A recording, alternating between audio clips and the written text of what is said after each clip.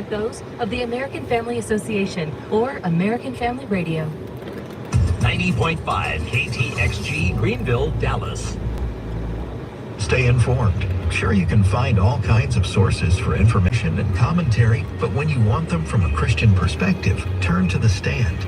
Whether you choose to read the online blog or get the print version delivered to your mailbox, you can rest assured you'll receive factual news and biblically sound commentary. Find out more today at afa.net/The Stand. This is American Family Radio, a listener-supported ministry of the American Family Association.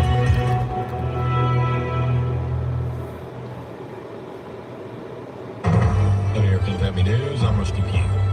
First Lady Melania Trump announcing this morning that she's working with Russia to reunite Ukrainian children with their parents. For the past 3 months, both sides have participated in several back-channel meetings and calls, all in good faith. We have agreed to cooperate with each other for the benefit of all people involved in this war. My representative has been working directly with President Putin's team to ensure the safe reunification of children with their families between Russia and Ukraine. In fact, 8 children have been rejoined with their families during the past 24 hours. Israeli forces begin withdrawing from Gaza as the Middle East ceasefire plan takes effect. Trey Yingst has more from Tel Aviv. The ceasefire between Israel and Hamas is now underway, and it appears to be holding at the moment. We do know overnight the Israeli cabinet met in Jerusalem to approve this plan by the Trump administration. At the beginning of the meeting, they were joined by President Trump's Middle East envoys, Steve Witkoff and Jared Kushner, who arrived in the region to make sure the plan was implemented. Witkoff posting today that CENTCOM has confirmed that the Israeli Defense Forces completed the first phase withdrawal to the Yellow Line at 12 p.m. local time. The 72-hour period to release the hostages has begun. The clock is now ticking for Hamas to release all of the hostages before Monday afternoon. They'll be handed over to the Red Cross. The government remains shut down as congressional leaders spar over potential funding plans. Chad Pergram has the latest from Capitol Hill. You can bet that the government remains closed until at least the end of next week. The Senate is out until next Tuesday. Test votes continue to fail, and President Trump is still threatening to penalize Democrats with cuts. And we'll be making cuts that will be permanent. And we're only going to cut Democrat programs, I hate to tell you. I guess that makes sense. Republicans claim that Senate Minority Leader Chuck Schumer is treating federal workers as pawns. Schumer said it was getting, quote, better for Democrats the longer the shutdown lingers. Now, the Senate takes a 9th test vote on Tuesday on the same things which have failed before. Workers will miss paychecks next week. The California School District is taking a stand against state policy and working to protect girls' sports from boys. More from Bronson Woodruff. Derek Tysinger is a current high school district trustee. He spoke with Fox about why his district passed a resolution recently that opposes California's state policy that allows transgender identifying boys to compete on girls' sports teams. I don't like the term, and it seems like the media uses the term that we're opposing trans athletes.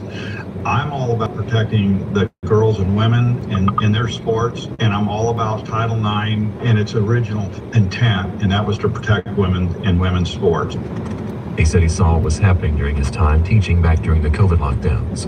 He said that for him, it's personal because he has 2 granddaughters. For me, it's unacceptable to have a biological boy playing in girls' sports.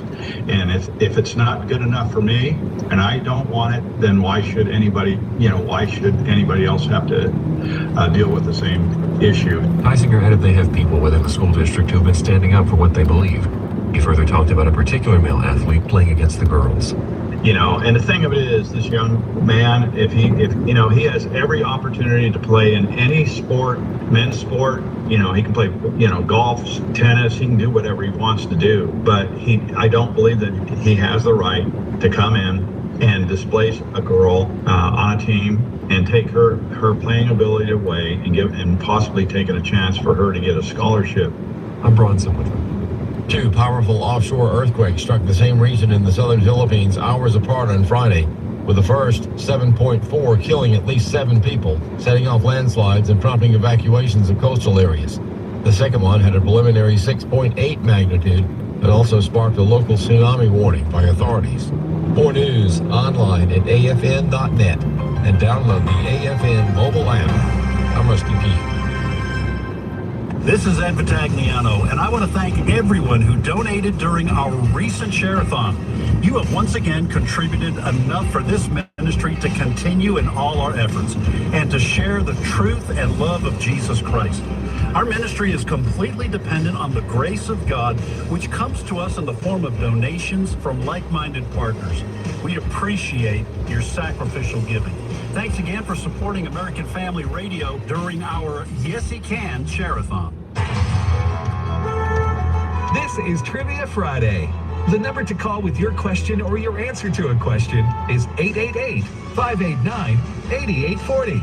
Now, back to more Trivia Friday.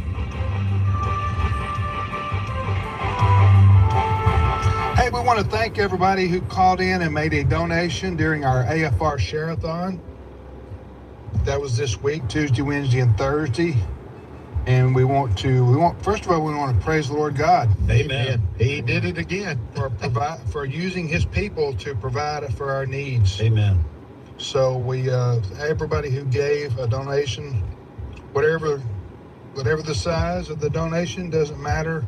The main thing is that you trusted us and believed in us enough to support the ministry of American Family Radio. All right, so it's Trivia Friday here, and when last we took a break, Adeline from Horn Lake, Mississippi was about to ask us a question. Go ahead, Adeline. Okay, who suggested that Joseph interpret the dreams of Pharaoh? All right, we're going to talk amongst ourselves, Adeline, so don't say yay or nay yet. Was it the cupbearer or the baker or something? The one that was released. Yeah, and I can't remember. I get them. I do get them mixed up too. Hey, you say one, I'll say the. All right, I'm going to say the cupbearer. I'll say the baker. I think it was the candlestick maker. The candlestick in the kitchen. Right? Yeah, with the rolling pin. Yes. All right, who is it? Right, Alan. It was the cupbearer. Way to go, Ed. It was just, I guess. But it was one of those two. I had to flip a coin. What's the 30-second version of that? Remember, he was released and he had forgotten all about Joseph, even though he told him he wouldn't, forget him. And then he was like, "Oh yeah." Yeah, here is this guy back. I met in prison. Which one of them was that Joseph was interpreted dreams for, and one of them said, "Hey, you interpreted his, interpret mine." And then he said, "Yeah, you're gonna be gutted and hung from a tree," or something like that. What was that about? Remember that? You know what I'm talking about? What was it? Was it the cupbearer that forgot? Yeah, he forgot. Yeah. But I mean, why do you tell somebody that? Well, if the Lord tells you to say, well, that's a good reason. You got to. But I mean, I think that was it the cupbearer? I think so. I think he regretted asking that question. That's probably like, you know what? I didn't need to know all that. I'd rather not know. I'd rather not know. I thought I wanted to know, but I don't really want to know. Leave off the details. You have a nice day. Yeah. Okay? Hey, anyway, Adeline. Thank you, Adeline. Adeline, before we let you go, did Cindy Roberts get your information for the hat? She did. Okay. We're so excited. Thank you. We enjoy y'all so much listening to y'all. Thank you. Well, thank you, Adeline. Appreciate it. That's Adeline calling from Horn Lake, Mississippi. Next up, Bert. Teresa from Kansas. Teresa, thank you for calling. Thank you. Yeah, what part of Kansas you from? Hutchinson. Oh man, basketball area there. Isn't that where they have the junior college? That's all of Kansas. Championship. Okay. Yeah, it is true. It But is like Kentucky. Hutchinson is Mennonite country, right? Yeah. Am I right? Because we have a lot of friends there in that part of the country and that part of the state. Yeah. And anyway, go ahead, Teresa. Ask, answer, or both? Both, please. Okay, which one do you want to answer? The one about Warren's uncle. Okay, here it is. Warren, by the way, Brother Bert, you draw the Andy Griffith fans out of the woodwork. Right. That's great. Y'all need to have some kind of festival somewhere. Listen, they do in Mayberry, in Mount Airy. They have a Mount Mayberry Day. They have it? Okay. Yeah, man. Okay, Warren Ferguson was the deputy of Mayberry that took the place of Barney Fife. What citizen of Mayberry was his uncle? Floyd. Woo, that is exactly right. Uncle Floyd. Uncle Is that the Floyd. Floyd the barber? That is Floyd the barber. And You talk about a guy that just brought so much energy and personality to every episode. That was Floyd the barber.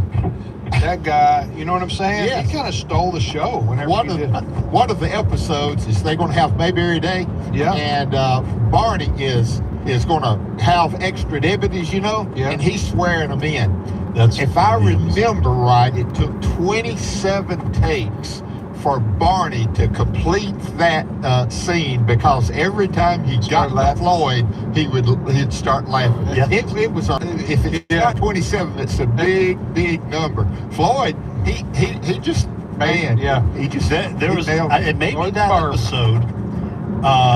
He comes back. There's something going on. I think that might be the episode where the guy's stealing from the town or whatever, and he's the one that they it was honoring. And Barney and Andy are trying to decide what to do, because he's the guy we're honoring, and I think he's robbing the town. And Floyd pops his head back in and he says, "Everything is okay in Mayberry," and shuts the door. And to this day, my wife and I, every once in a while, she'll say, you know, how things going at work, and I'll say, "Everything is okay in Mayberry." Way to go, Teresa. That is an awesome show. Hey, do you have a question for us? And is it about Mayberry? No, it isn't. And it's more of a joke than a question, but why is 6 scared of 7? Why is 6 scared of 7? Because Brent knows. 7, 8, 9? Yes. I got a riddle. You got it. I got a riddle right. Way to go in. Because 7, 8, 9. Okay, that's pretty good, actually. Way to go, Teresa. You got a laugh out of all of us here. Thank you, Teresa. You have a great day there in Hutchinson, Kansas. All right, you're listening to Trivia Friday.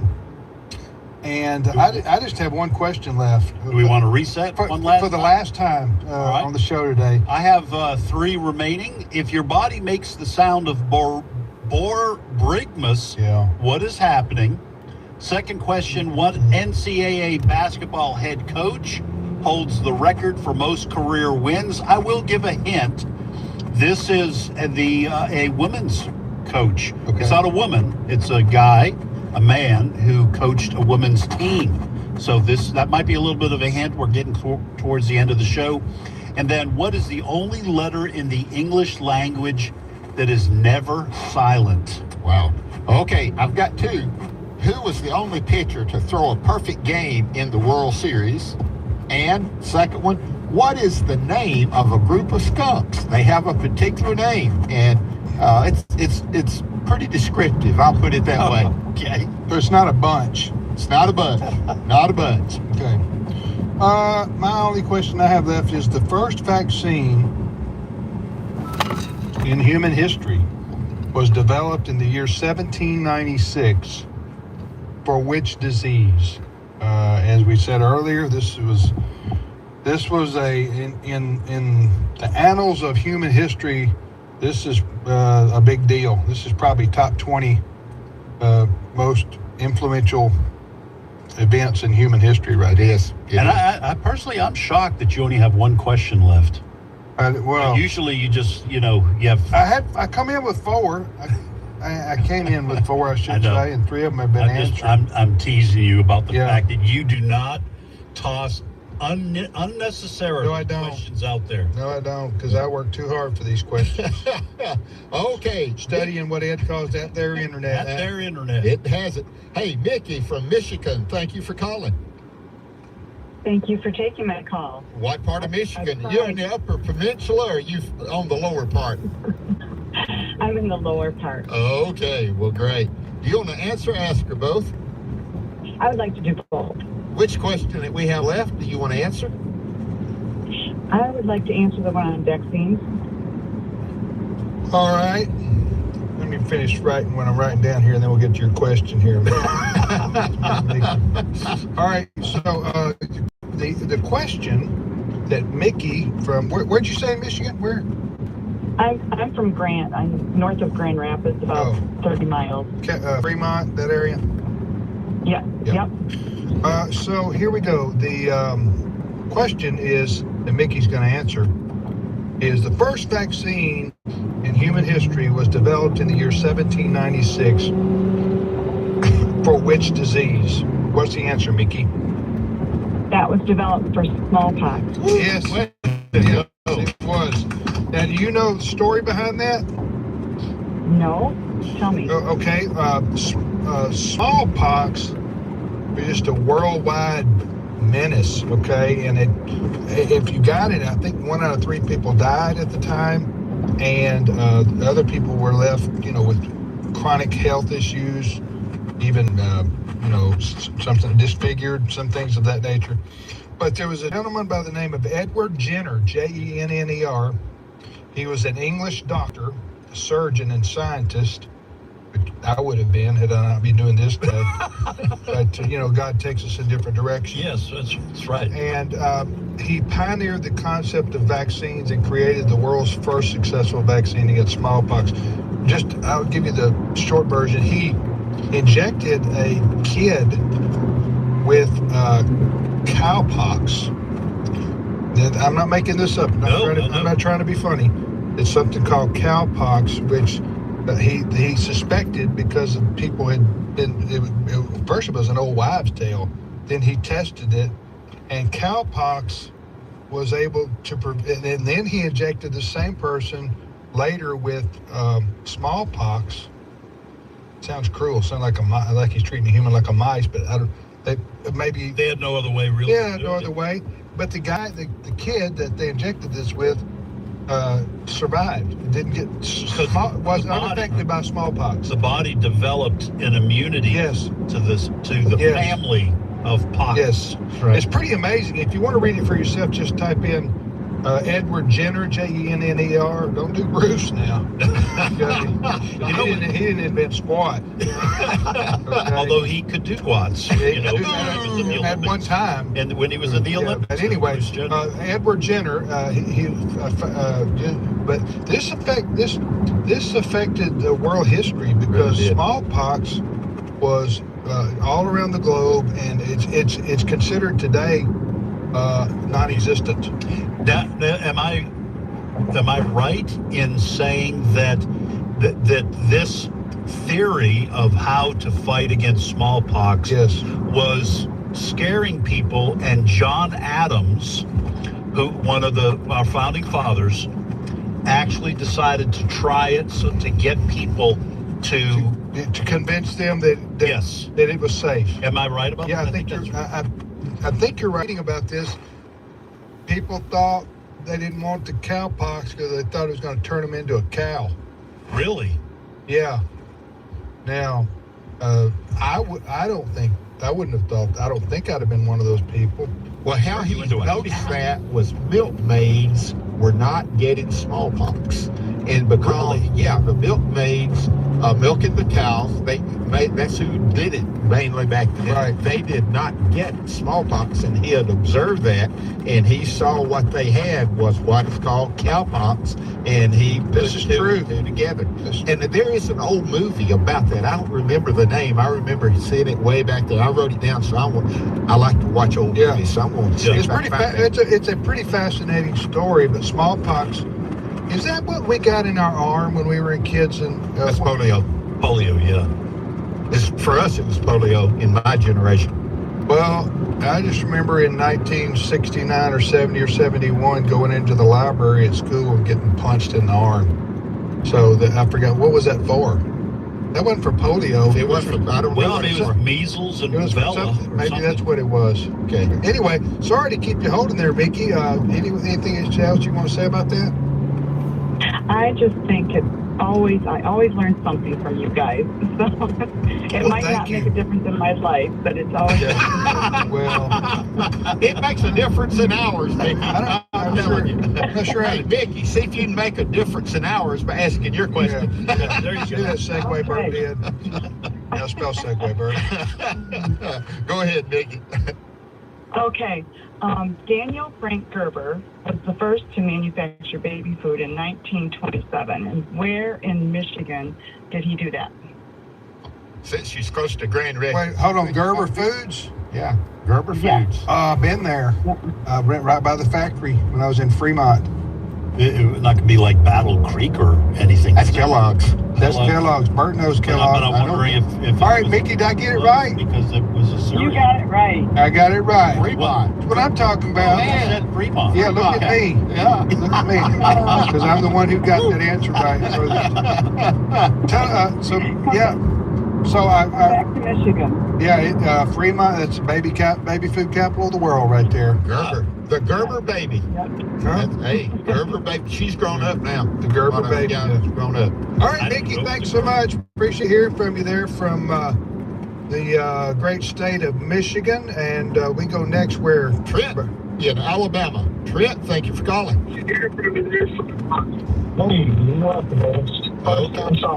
Okay. Thank you, Trent. What part of Alabama, Trent? From Fayette, Alabama, just north of Tuscaloosa. I've been there. Know where that is. We're Northport? Yeah, north of Northport in Fayette. Fayette.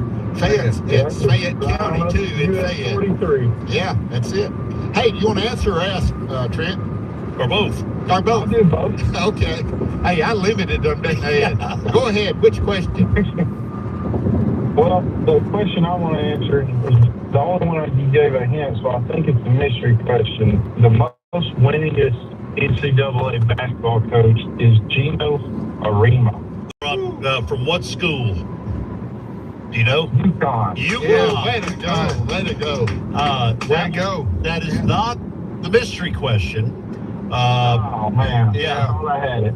But, well, if you can name, I tell you what, Trent, if you can name the men's coach with the most wins in history, That's Coach K, man.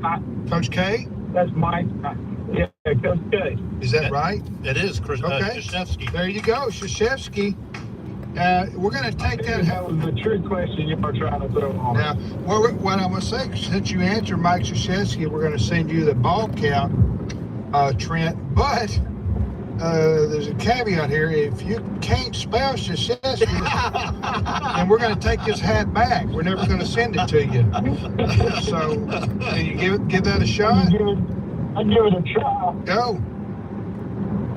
All right. K like kite, and then we got R